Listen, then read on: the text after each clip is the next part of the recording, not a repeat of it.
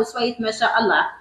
نرجع لكم بعد، لكن قبل هدية نرحب بضيفي الدكتور عصام محجوب، طبيب أسنان. مرحبا بك ونورتنا. مرحبا بك، يعطيك الصحة أختي، وإن شاء الله نعطيو الإضافة اللي يسنيو فيها المتابعين نتاعنا. أكيد. احنا نعرفوا دكتور اللي أصعب وجيعة تقريبا هي وجيعة الأسنان. هكا ولا؟ صحيح. من مصنفة الأوجاع الأسنان، المصنفة معناها المش الأولى الثانية في ليشيل ولا في جدول الأوجاع عامة، حتى معناها أقوى من مصارنا الزايدة. معناها كيف نقولوا ممكن تقرب شوية معناها الأوجاع الولادة عند المرأة. دونك أوجاع الأسنان هو ممكن برشا يتبعوا فينا ولا يسمعوا فينا ولا يشوفوا فينا، ممكن ما يعطيوش اهميه في صغر الديمونسيون ولا الحجم نتاعها، مي كالطرف هذيك تنجم معناها بالحق تسبب برشا مشاكل للانسان عامه.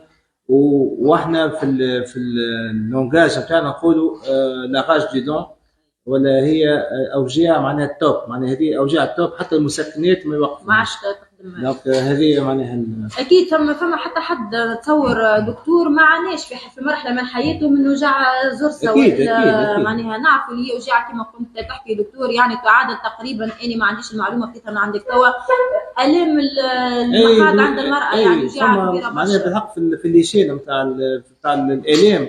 الالام معناها الطريقه تصنيف نتاع الالام، معناها الام الاسنان بالحق معناها بالضبط باش ما نغلطش المتابعين تاعنا، يا الاولى يا الثانيه معناها في الليشين هذه معناها معروفه معناها. وسكيدي راهو الام ولا اوجاع راهو سي بلوزيغ معناها برشا حوايج فيها، تمشي من تسوس، تمشي من معناها من سوسه عاديه، سوسه عميقه تضرب العروق كما نقولوا احنا، وتوصل للب نتاع السنه نتاعنا، وصولا للي تمس معناها العظام نتاعنا وتسرح وتعمل له كما نقولوا ابسي في اللغه، اي فوالا اللغه العامه نتاعنا. كيف حتى زرسه العقل وهي طالعه تعمل الالام، كيف تبديل السنين، كيما الطفل الصغير ولا الكبير باش يطلع السنه يبدل سنين، كيف معناها تمشي معهم الام. دونك الالام مع الاسف موجوده في الاسنان وفي الفم او جينيرال، وهنا هيك علاش معناها دور يجي طبيب الاسنان باش يقع حد بين الظفرين للالام هذه. احنا مالوريزمون دكتور معناها الدكتور الاسنان الدونتيست ما نمشي له كي تولي الوضعيه جراف. الحمد لله تبدلت العقليه، الحمد لله تبدلت العقليه. قبل صحيح قبل ما هو خاطر هي تربطت في التاريخ نتاع وانا شفت قبيله نسمع معناها في حكايات، وبالحق شفت برشا بحذاكم كيف نرجعوا تاريخ والتراث نتاع طب الاسنان كان مربوط ديما بالليبربيتي والحجامه. قبل ما كانش فما طبيب اسنان في وقت ما، وكان اللي موجوعه بزرسه ولا موجوعه بسنه يمشي ديريكتومون للحجام تاع الحومه اللي بحذاه، هو يقلع اكزاكتومون، هو يقلع له ولا معناها انسترومون بين الظفرين معناها ما فماش بنج. دونك هنا الفاكتور الاوجاع هي تربطت مع طبيب الاسنان، وهذا ارث رزين برشا خذيناه احنا كاطباء اسنان مع الاسف، وقاعدين بالوقت ان شاء الله نغيروا. وتغيرت معناها بالحق نظره عامه الناس بين الظفرين. بالطبيعه باش يقعدوا كيلكو زيكسيبسيون ديما نخدموا عليهم. هما الناس الكبار نتصور دكتور الخدم والله حتى الصغار هو شنو هي تقعد تجربه. هو التجربة الأولى مع طبيب الأسنان يغش يشوفها المريض. دونك التجربة هذه كانها مشيت وقعدت له بالصباح معناتها كما نقولوا احنا الحمد لله فسخ الصورة اللي في مخه والإرث هذاك كان في مخه على طبيب الأسنان. كان الاكسبيرينس الأولى كانت زينة شوية، مالوريزمون مش ترسخ له يقعد نستناه في انوتر ايفينمون في وضعيه ثانيه باش تتفسخ له ان شاء الله المشكله نتاعو مع طبيب الاسنان. دونك هيك علاش قلت لك انا معناها مهم برشا اول كونسلتاسيون، اول كونتاكت مع المريض يعطيك الصحه، كو سوا راهو طفل صغير ولا كو سوا راجل كبير. احنا ديما فما قاعده نقولوا راهو نتعاملوا ديما مع الشخص انديبوندامون من عمره وانديبوندامون من جنسه ومن لونه ومن كل شيء، وهذه مهنه الطبيب بصفه عامه. وهذاك هيك علاش فيها راهو برشا مقاربه نفسانيه، نقولوا ابوت سيكولوجيك. هذيك علاش دكتور تعريجا على كلامك ساعات نمشي للدونتيست كما كنت تحكي الكونتاكت اللي يتعدى مش باهي، نقولوا احنا كأنها تولي علاقه نفسيه، يقول لك انا مرتاحه معاه، هذيك يقلع لي زوج طاقه اللي راح لي فمي يقول اني مرتاح معاه اكزاكتومون، ويعمل دي فوت ويعمل دي ديف ويكسر ويحب انت ويباس الور كو لوتر ينجم يخدم لك على بيرفكسيون ويعمل كل شيء مريض وماكش مرتاح. هذيك هي العلاج. العلاج 50 واكثر من 50% راهو نفسي اكيد في كل مرض. راهو اذا في اون ديباس معناها الحاجز ولا السوي هذايا نتاع البارير نفس البسيكولوجيك نتاع المريض، قدرة ربي معناها النجاح نتاع العلاج نتاعك راهو باش توصل له. هيك علاش بالحق الريمارك نتاعك في بلاصتها يعطيك الصحه، معناها هي اهم حاجه هي الراحه النفسيه للطبيب نتاعك. وديما قاعده نقولها للعباد الكل، راهو كيف تلقى راحتك النفسيه ونركز عليها حتى للمرضى نتاعي، كيف تلقى راحتك النفسيه مع طبيبك خاصه هنا زوز اختصاصات يقربوا كما قلت قبيله حتى في الاوجاع، عندك طبيب الاسنان وطبيب التوليد. هذوما دو سبيسياليتي زوز اختصاصات يتشابهوا ويتقاربوا برشا.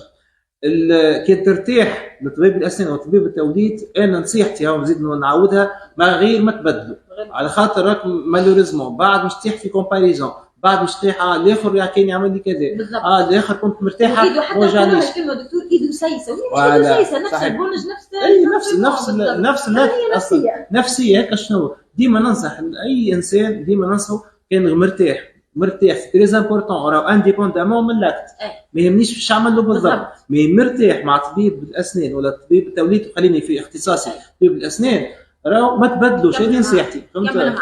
احنا تو في تم رمضان دكتور، ونعرفوا اللي وزاره الاسنان ما عندوش وقت، يجيك في الليل يجيك في رمضان يجيك في الصباح. برشا عباد يقول لك طلقت من زوجتي في رمضان والبون يجي يفطر وندخلوا في المهاتات الدينيه وكيفاش باش نمشي تو نمشي نحل فمي باش نعمل لي كزريقه.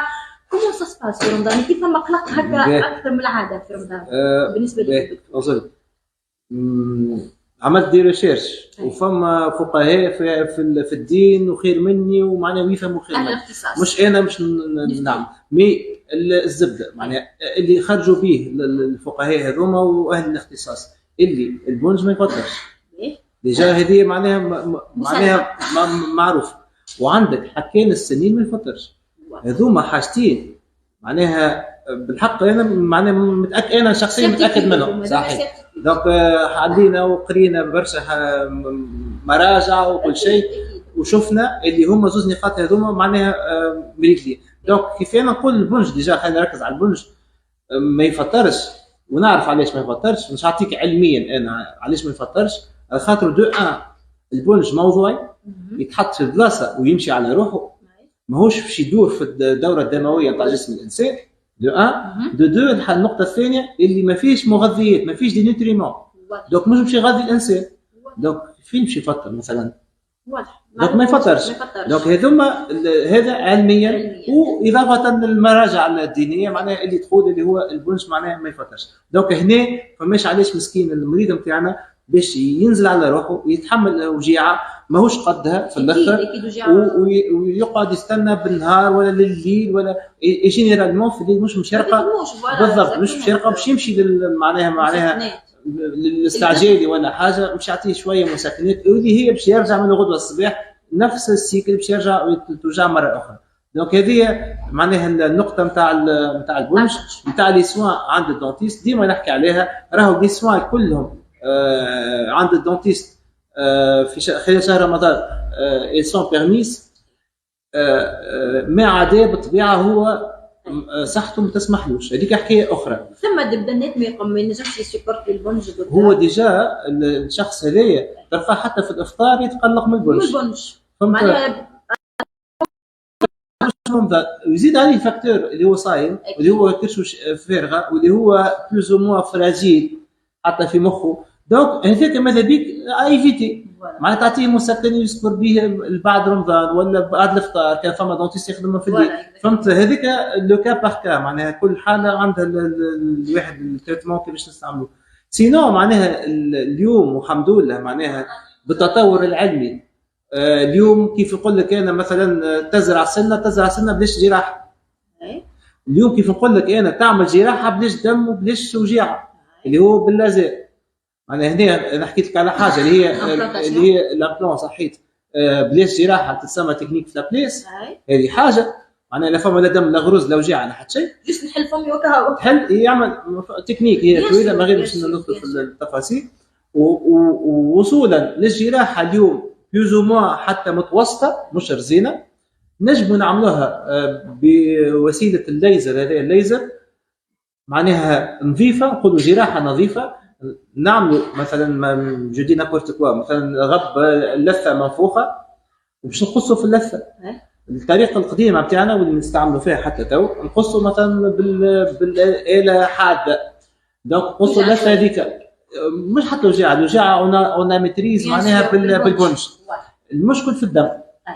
الليزر ما فماش دم، باسيون يرى الدم يتشوف الليزر ما فيش فما شيء. الليزر يقص بنظافه تخرج الخدمه نتاعك نظيفه على الاخر. دونك هذوما حالتين مثلا اعطيتك حاجات متقدمه أكيد. ما نحكيوش على تسوس سن بسيط، ما نحكيوش على اللي باش يعمل ديتارتراج بسيط.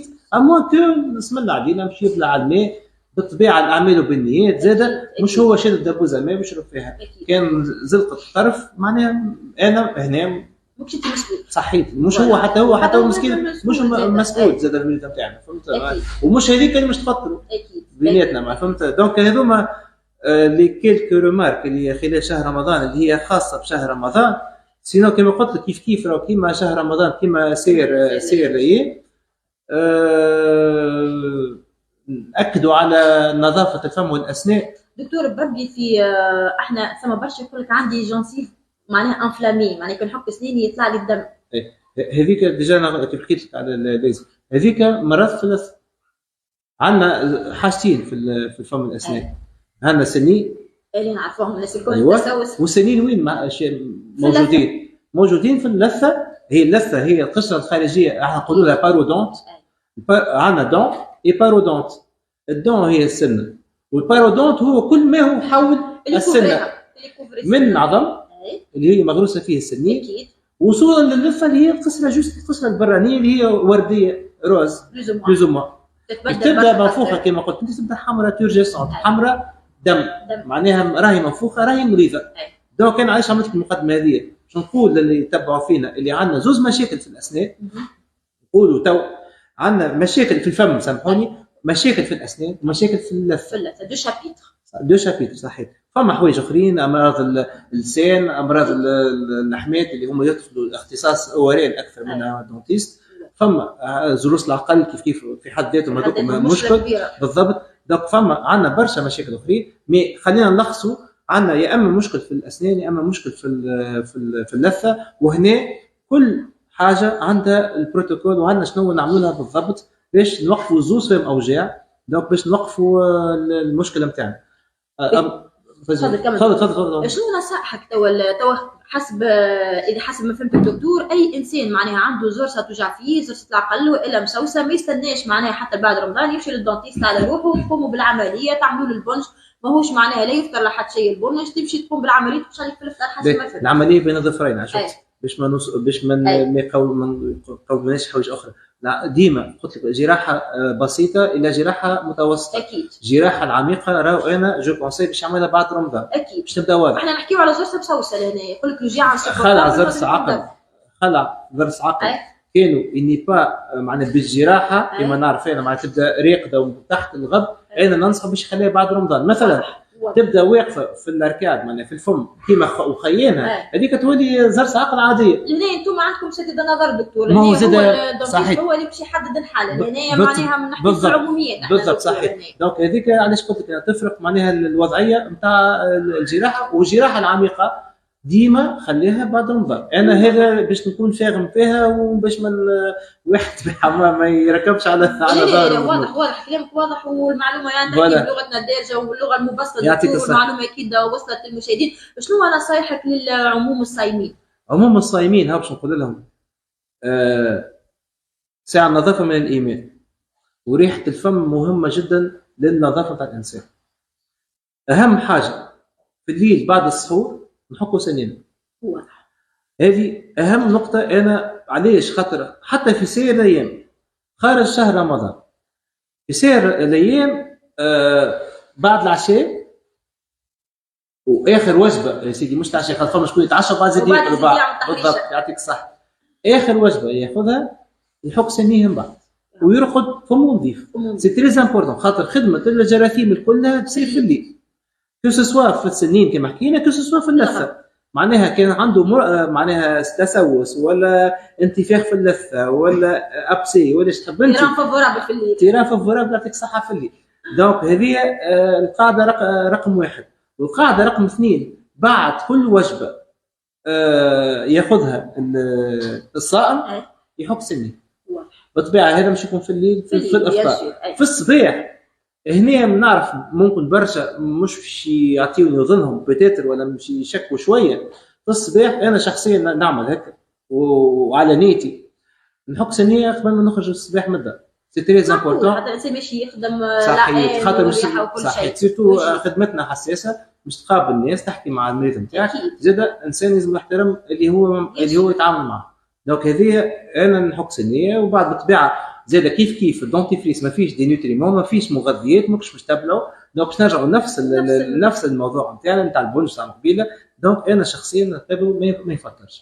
اكيد بين فما حوايج، فما دي دونتيفريس، فما دي نوتريمون، هذوكم شوف الفارماسيان فهمت. مي انا اللي نعرفه الدونتيفريس الكلاسيك اللي نستعملوه اللي فيه شويه فليور، ظاهري مش يشد هو المعجون الاسناني اللي يبلع فيه. فهمت كيفاش؟ دونك هذه هذيك النيميرو 1. واي حاجه ديكلونشمون حقه قبل رمضان، راهو عملت تشيك اب معناتها تفقيده عامه، صحيح، تفقيده عامه لفمه قبل رمضان باش ما تتحيرلوش كالوجيعه او كالمشكل خلال شهر رمضان. وكان اونيي معناها واحنا لو جي وصلنا المريض نتاعنا عنده تسوس ولا اي حاجه، محلولين الابواب نتاع الاطباء الاسنان ما شاء الله، يسون نومبرو، يمشي للاقرب طبيب اسنان بحثيه ويمشي يعالج الاسنان نتاعو. وهذا هو معناها اهم نقطه نحب نخرج منها، اللي ما تخليوش رواحكم تحت الاوجاع. راهو الاوجاع راهو شفتها مجرد سن معناها بسيطه، ممكن حتى السنتي ما توصلوش، مي راهي سنه هذيك كانها نون تريتي راهو لطف علينا. فما مشكل تسرب جرثومي يهبط الجرثومه هذيك تهبط في الدوره الدمويه، لطف علينا، تمشي للقلب، تمشي للرواري، تمشي لاي بلاصه اخرى. دونك ما نخليوش من حاجات بسيطه نخليوها تولي حاجات خايبه علينا. وربي معنا كما نقولوا يشد العباد كلها بصحتهم ويحميهم من كل مكروه. امين. دكتور طبيب الاسنان عصام محجوب، نورتني، واكيد الافاده حاصله لجمهور المشاهدين. نخلي لك كلمه في الختام. والله يعطيكم الصحه، بالحق امبيونس باهيه برشا، وان شاء الله يا ربي من حسن الى احسن. وسي تري انتريسون بصراحه، من جيت قبيله نسمع وسمعت برشا حاجات كسوا معناها قصص الحكاوات اللي كان معاك، كسوا ما شاء الله معناها تاريخ مساكن وزاد اخت تغني بالديم. ان شاء الله يا ربي تشوف معناها مستقبل ناجح قدامها. وانتم زاد يعطيكم الصحه. نعرف انا خويا هشام وربي يعينه، فهمتوا سي رؤوف زاد كيف وان شاء الله يا ربي كل توفيق نتمنى لكم ان شاء الله. وانت اختي لميا زاد يعيشك فضلك دكتور عصام محجوب طبيب الاسنان. تبعوا نصائح اللي قالها الدكتور لانها الحقيقه